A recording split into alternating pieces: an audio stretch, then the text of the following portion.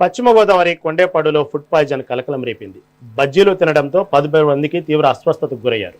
వీరిలో 4 బాధితులను తణుకు ప్రభుత్వాసుపత్రికి తరలించారు. ముగ్గురి పరిస్థితి విషమంగా ఉండటంతో వారిని భీమవరంలోని ప్రైవేట్ ఆసుపత్రిలో చికిత్స అందిస్తున్నారు. బజ్జీలు తిన వెంటనే వాంతులతో అపస్మారక స్థితికి వెళ్లారని కుటుంబ సభ్యులు తెలిపారు.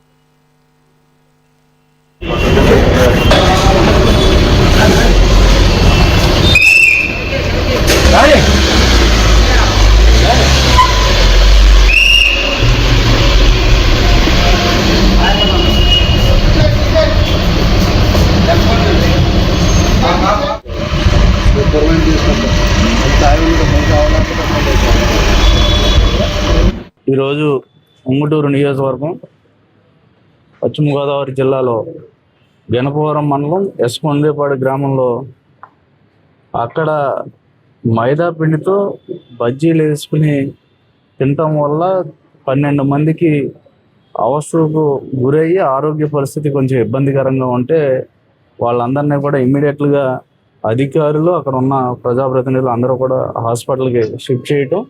ఇక్కడికి వచ్చిన తర్వాత డాక్టర్స్తో అందరితో మాట్లాడితే వాళ్ళందరితో కూడా స్టేబుల్గా ఉంది. అలాగే ఒక 2 days అబ్జర్వేషన్లో ఉండాలి ఫైనల్గా చెప్తా అన్నారు. మాకు మా జిల్లా అధ్యక్షులు చిన్నబాబు గారు, అలాగే చంద్రశేఖర్ గారు, డిఎంహెచ్ఓ గారు, అలాగే మన జేసీ గారు, కలెక్టర్ గారు, వీళ్ళందరూ కూడా మానిటరింగ్ చేస్తా వాళ్ళందరినీ ఎప్పటికప్పుడు వారికి ఏ వైద్యం కావాలో ఆ వైద్యాన్ని కూడా అందుబాటులో ఉండేటట్టు మన ఇంపీరియల్ హాస్పిటల్లో ఒక 4, అలాగే మన భీమవరం హాస్పిటల్లో ఒక 5, వర్మ హాస్పిటల్లో 1, వీళ్ళందరినీ కూడా అన్ని హాస్పిటల్లో కూడా మెరుగైన వైద్యం అందించేటట్టు, ఒకవేళ ఫర్దర్గా ఎటువంటి అవసరం వచ్చినా ఎక్కడికన్నా షిఫ్ట్ చేయాలన్నా కూడా మన మినిస్టర్ గారి దృష్టికి తీసుకువెళ్ళి వాళ్ళందరినీ కూడా షిఫ్ట్ చేసేటట్టు కూడా ఈ నైట్ అంతా కూడా వాళ్ళు మానిటరింగ్ చేస్తూ ఏ సమయంలో వాళ్ళకి అవసరం అవుతుంది దాన్ని అన్నింటిని కూడా సిద్ధం చేసేటట్టు అందరూ కూడా ఉన్నారు. ఏదన్నా ఉన్నా కానీ మీకు ఫర్దర్గా ఇన్ఫర్మేషన్ చేస్తాను మీ అందరికి కూడా తెలియదు. ఒక కుటుంబము ఆ చుట్టుపక్కల 2 కుటుంబాలకు సంబంధించి అంటే పాత 1 year బ్యాక్ మైదా పిండితో పునుగులు చేసుకొని తినడం వలన ఒక 2-3 hours తర్వాత వాళ్ళు అస్వస్థతకు గురయ్యారనేది మనకు వచ్చిన ఇన్ఫర్మేషన్. దాంతోపాటు వాళ్ళకు వామిటింగ్స్, డయేరియా కొద్దిగా ఉండడం వలన బాగా నీరసము, కొద్దిగా అన్కాన్షియస్ స్టేజెస్ కూడా వచ్చినాయి.